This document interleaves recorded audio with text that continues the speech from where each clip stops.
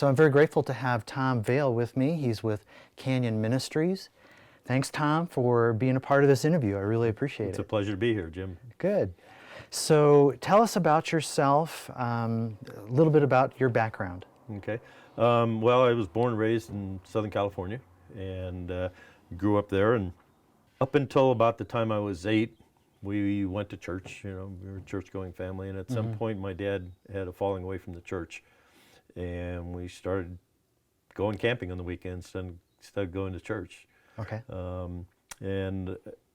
After I got out of the Army, I went to work for an oil company in downtown Los Angeles and ended up managing their corporate data center before I went on a river trip that sort of changed my life. One of the reasons we wanted to talk to you is your testimony. You have a very interesting testimony. You came to Christ a little bit later in life.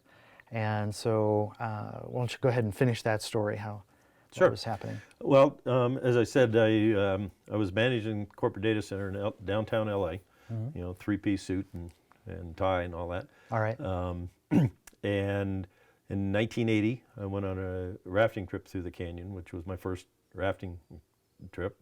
And on that trip, I got drafted to help row a boat. One of the regular boatmen didn't show up, and I got chosen to do it. And Jim, about halfway through the trip, I was hooked.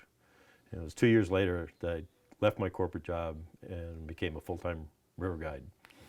For about the next 15 years, I taught the evolutionary model of how the canyon was formed, the slow particle-at-a-time deposition over hundreds of millions of years. But as I taught that model, which was really the only model that I knew at the time, it was what's, you know, found in all the books, there were pieces of that model that just didn't make sense. You know, the evolutionary model of the formation of the canyon has the canyon rising and falling at least 7 times in order to lay down the sedimentary layers that we find in the canyon. And that whole idea was just inconceivable, how this 250,000 square mile plateau could go up and down as one piece. So there were pieces of that model that just didn't make sense to me. But as I said, that's all that was out there. In 1994, a lady came on a rafting trip. I was to be one of her guides, but little did I know how much she would be guiding me. On the second night of that trip, she started to share the gospel with me and to minister to my pretty well lost soul at the time. Not an easy project. So anyway, on the second night of that trip, she started to share the gospel with me. And those conversations went on throughout the length of the trip. And I remember very distinctly a very philosophical conversations on the bank of the river one evening about the meaning of life. And at that point in my life, I had it all figured out. The meaning of life was to have fun, because this was all there is, okay? While hers was this strange idea to have a personal relationship with the Lord Jesus Christ. Well, that was early in the week, you know, so I thought maybe there's some hope for her. But actually, there was a little hope for me, because after the trip, she sent me a Bible. And that Bible actually traveled halfway around the world with me to the Himalayas in Pakistan. I'd gone to Pakistan on a climbing trip, and the weather turned south and we weren't able to do anything we planned to do. So I had a lot of tent time, and I started to read the Bible. Well, she had told me to start reading in 1 John, which I did. But then I got to thinking, why am I reading way in the back of this book? So I started reading the accounts of Genesis as well. Really? And don't get me wrong, Jim, I'm not saying that I read Genesis and I understood the formation of the Grand Canyon or anything like that. The Bible doesn't mention the canyon. But there was just something there, something that struck a nerve in me. And I wasn't quite sure what nerve. I didn't know if it was just an intrinsic knowledge of what I'd been teaching was a lie, or if it was brought up from some maybe Bible story that I'd gotten when I was a kid in Sunday school. And so I continued to read the Bible, and this lady had written a prayer in the back of my Bible. I'd like to share it with you. Okay. It said, "Dear Lord, I know I've done wrong, that I have missed the mark of perfection. I'm willing to turn from my sins. I believe Jesus Christ died for me. Please come into my life and forgive me. I receive you in my life as my Lord and Savior, as best I know right now. Well, I read this prayer tens of times before it really started to sink in. But at some point as I read that, I started to mean it. And I came back from Pakistan, a child of Christ.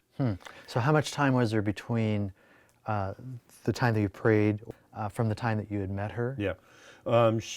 We met in July, and I came to the Lord that following October. Reading the Bible, was that completely foreign to you? Had you read portions of the Bible previously? I hadn't cracked the Bible and that I could ever remember. And as far as your own, I don't know, your own feelings of contentment, were you, hey, you were going down the river, it's a beautiful country, meeting people all of the time. What was it that was really drawing you to this other philosophy, other than meeting this?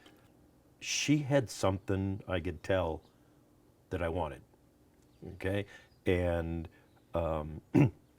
so there was an attraction there, not only to her as a person, but to sort of what she represented, if you will. And so that's what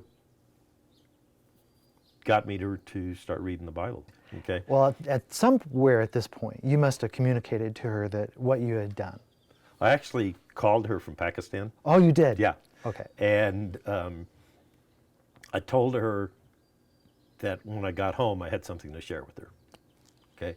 And she revealed to me later that she was hopeful that's what I was going to share. I'm sure. With her. So that was the beginning of our relationship. And it was shortly after that the idea of Canyon Ministries came along. I took the pastor from our home church in North Carolina on a river trip. And about the third night of the trip, we were sitting on a rock looking out at the river. And he said to me, and I can still go to that rock. And he said to me, he says, Tom, you got to figure out a way to share this place with fellow believers. And that was the seed that germinated into Canyon Ministries. And so that's how Canyon Ministries started.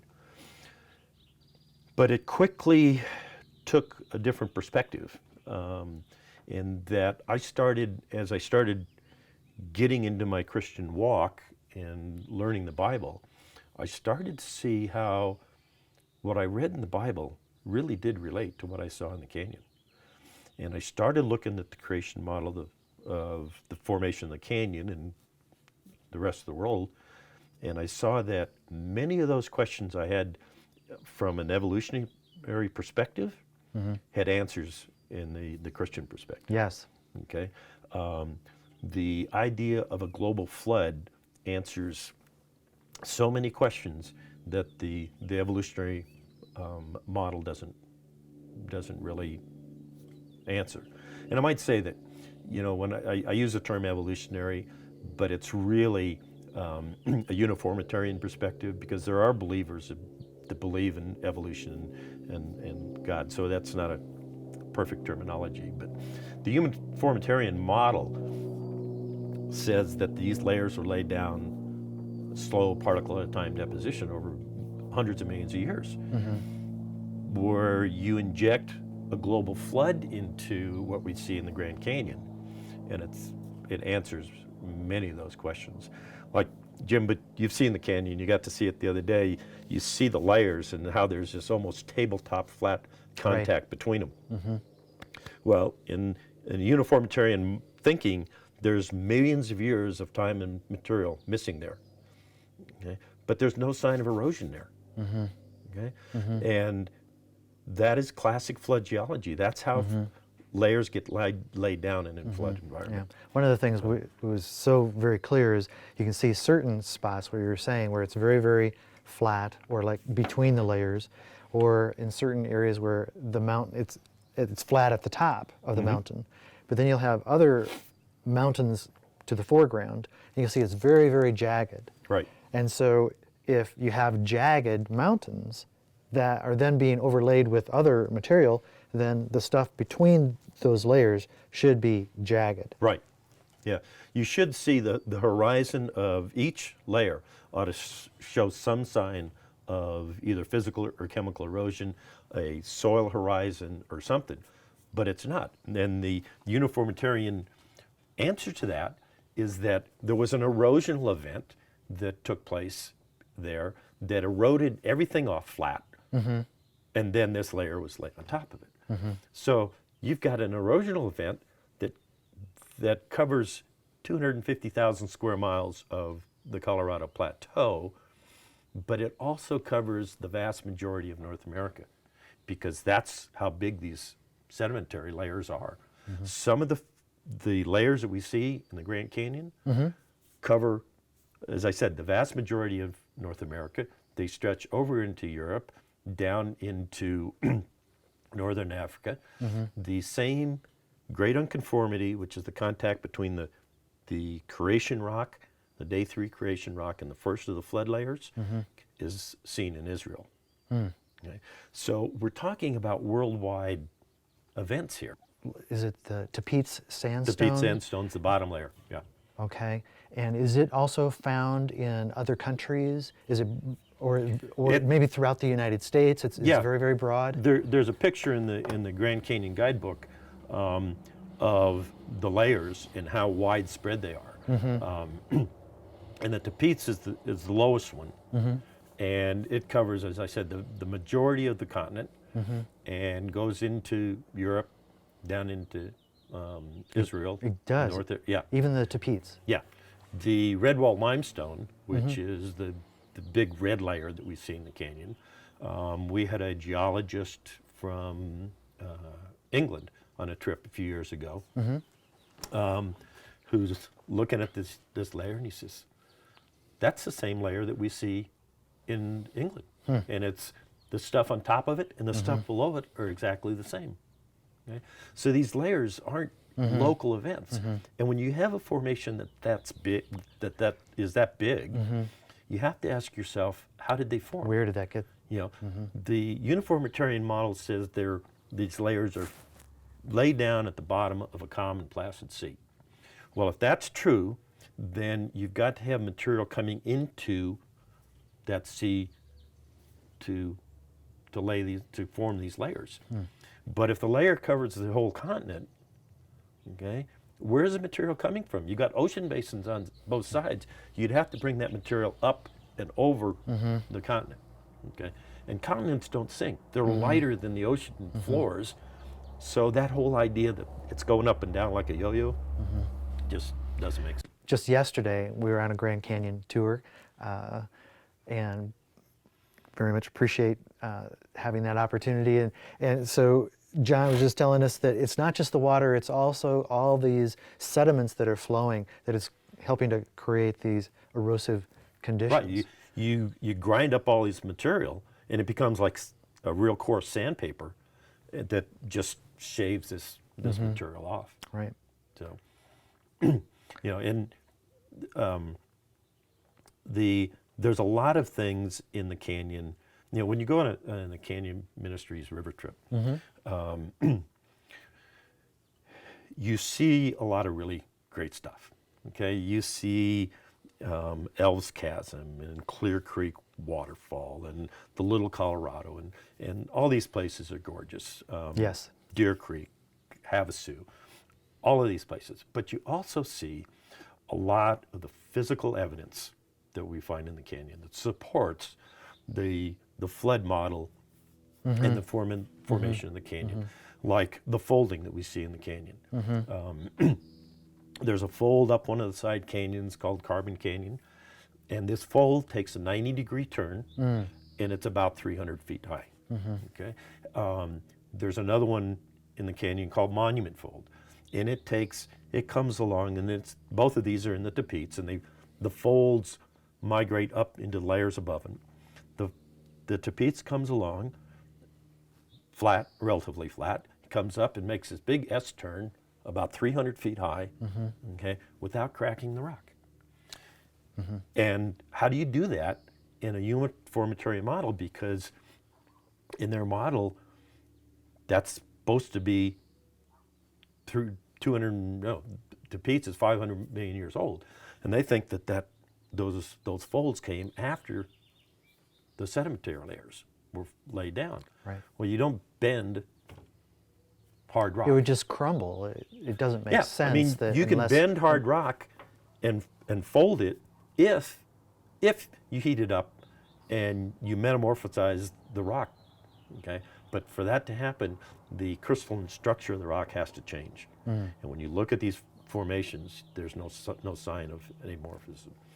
And there's another fold in the canyon where two layers are neatly folded, about 30 feet, this, and the contact between them is supposed to represent over 100 million years of missing time and material. So this layer gets laid down, this layer gets laid down, and then 100 million years transpires, and then they fold. Sorry. These folds show that the folding had to happen when the material was still soft and pliable, showing that the folding and the laying down of these layers had to in fact be one event. If the only model that you hear is a uniformitarian model, that these layers can fold, you know, the uniformitarians have a magic wand that they wave over all these things to make them feasible. And that magic wand is millions of years. Okay? And if you wave that wand of millions of years over these folds, they say anything could happen. Well, turns out that's not true, okay? Because there are some physical restraints that we can look at under the microscope and in the field that show that it's just not feasible for those things to really happen. So yeah, I want you to talk about Canyon Ministries, and so how long has it been going, and what's new, what's exciting? Yeah, Canyon Ministries has been going since about 15 years now, and up until last year, we basically did Christian river trips, and those trips had very much taken on the creationist perspective. And much of that was related to the book that I did, Grand Canyon, A Different View. And when was this published? This was published in 2003. Okay. And there's an interesting story behind this book, because it's got 23 contributors, 17 of whom have PhDs in their respective fields. And so it's a compilation of creation scientists who speak to their own levels of expertise on different issues. And we published this thing in 2003, and shortly after it was published, it was submitted to the national park to be sold in the park. Oh, yes. And it got accepted. Okay. And then a few months after that, it was found by actually a retired professor from one of the California colleges. And he bought the book and wrote a rather scathing review about it. But he did say he liked the pictures, so that was nice. It took on its own little momentum after that. And it's sort of interesting because I didn't know about this review. This review happened in October, and it got published in a number of online journals, and then it got itself in a print journal. And so in the background, there's this Controversy going on? brewing that I didn't know anything about. Oh. And in December of that year, the presidents of 7 of the major science organizations across the country jointly signed a letter requesting the book be removed from the bookstores because, and I quote, "it advances a narrow religious view about the earth," end quote. So I still don't know anything about this. And so the Lord let me get through the holiday season, and then January 5th, at 5 o'clock in the morning, I get a phone call from a local Christian radio station saying, "Tom, I want you to come down and talk about the controversy." I said, "Bruce, What controversy? I am clueless at this point. And he reads me this little piece that was came across the AP wire during the night. And Jim, it exploded from there. Really? It just absolutely exploded. I went down and talked to them that day. The next day I was on another Christian radio station. And it's sort of interesting, the second radio interview I did, the guest in front of me, it was a talk show, and the guest in front of me was Alan Sears from Alliance Defending Freedom. The interviewer asked him what he thought about this issue, and he said, it's no big deal, it's a simple First Amendment rights issue. And so I'm thinking, I need to talk to this guy. Alliance Defending Freedom came alongside of us, and they were a godsend to us. Oh, wow. But over the next year, it was on dozens of television news shows, in lots of print media, most major newspapers across the country, literally dozens of radio programs. But as I look back on it, Jim, I got to ask him, why is this little book such a threat? Okay? It not only was in most major newspapers here, but on 3 other continents as well. We did interviews in the Canyon from news media from England, from Germany. Why was this such a threat? If the uniformitarian's model is so secure, why is one little book, and it's the only book sold in the Canyon that presents a creationist perspective, why is it such a threat? If their model is that tight, one little book shouldn't be able to. I believe it's because this book tries to shine some light into this darkened world in which we live. And why is it that it's on the front page of the China Daily? Jim, the world is watching this country. We are the Christian nation of the world. And they want to know what we're going to do with this man, Jesus Christ. And, this is a prime example of how the Lord can use a nobody to further his kingdom. When this first came about, it took me months to agree to do this. I didn't want to do this book. Okay? And finally, my wife Paula says to me, she says, hon, that's when I know I'm in trouble. She says, most people write a book and then go look for a publisher. She says, these guys came to you. Do you think this might be of the Lord? Okay, I'll do the book. So that's how the book came about. And the publicity from the book obviously sort of rocketed Canyon Ministries into. What is the latest about Canyon Ministries? Well, there's a couple things that Canyon Ministries does that is, first of all, we are a nonprofit organization. And one of the things we do is a Christian leaders trip. And we take 23 Christian leaders from literally around the world on an 8-day trip, includes a full-length river trip, and show them the evidence that supports a young earth. Okay. And we do that from a biblical perspective. We show them the geology, but we show them from the scriptures how that geology and the scriptures intertwine. Okay. And that has had some dramatic results. And we are looking for people, as we say, we're trying to influence the influencers. Okay, and we've taken, lots of big names. We've taken presidents of seminaries, Old and New Testament seminary professors, leaders of large ministries. Del Tackett from the Truth Project has been with us, and gives a great testimony about the trip. Yeah. So the Christian Leaders Trip has been a big part of what we do, and we raise funds annually to put that trip on the water. We also provide scholarships for pastors and other Christian leaders that can't afford to take the trip and may not fit into the Christian Leaders Trip. And then The other thing that's exciting is going on in Canyon Ministries is rim tours, and you got to Yes. partake in one of those yesterday. Yes. We have, over the years, been focused on the river, and I've been doing as many as a dozen trips a year, but the old body can't do that anymore.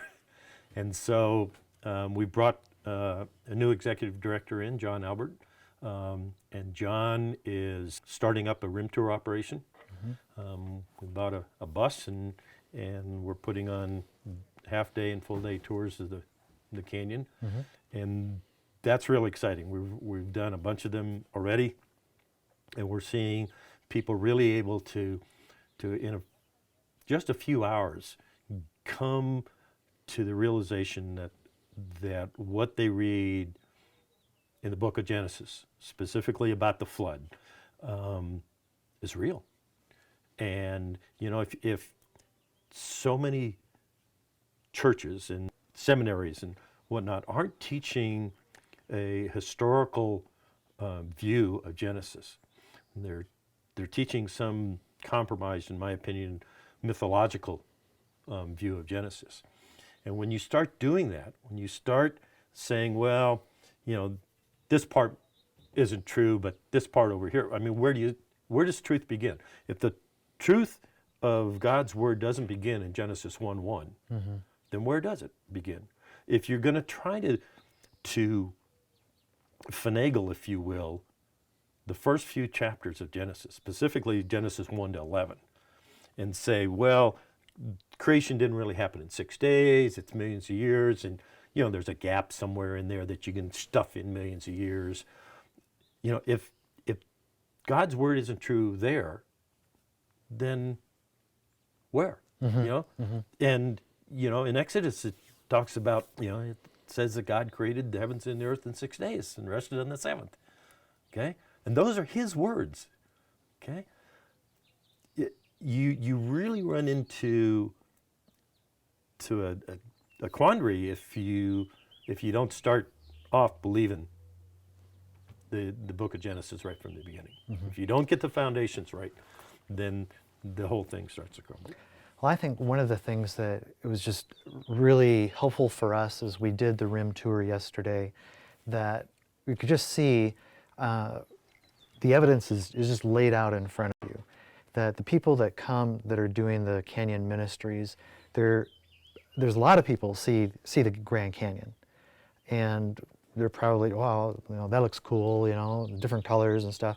But here's John, and he's laying out for us what these different layers mean and what they're made of, and the meaning of the flatness between the layers and the erosion issues. As you were saying, that the sediments, you know, that they're spread throughout. It's not just here, but it's spread throughout the United States and around the world. And these have just amazing implications. And they do. Geologically. Yeah. And so when people come and they're getting this message, it's not just going to church, you know, and you're getting a message. You're seeing the evidence laid out in front of you. And so the person is speaking, he's knowledgeable, he's very friendly, he won't bite you. He's wonderful people. Told him he can't bite. And so it was a fun adventure for myself and my wife and daughter, and highly recommend. I mean, it's just one of the things in my own experience, for example, is that I had been to the Grand Canyon about a year ago, but on this trip, we went to 5 or 6 different locations that I never heard. You know, you have the Grand Canyon book. I probably could have gone through the book and learned more about those views, but just having John show them to us in a comfortable bus. It was quiet. You know, many of the other tours, they're like in Jeeps or something, and I think they're probably pretty noisy. Right? If someone is speaking while you're going, well, it might be fun to be in a Jeep, but can you really hear the person talking as you're driving?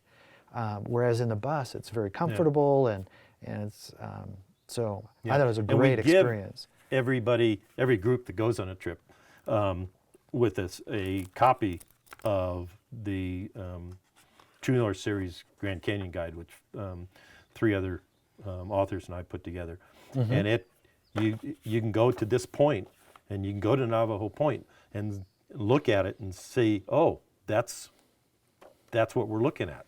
And so this has become a really good tool for It's people a to wonderful book. Yes. see the canyon. Yes. So, yeah. So we're excited.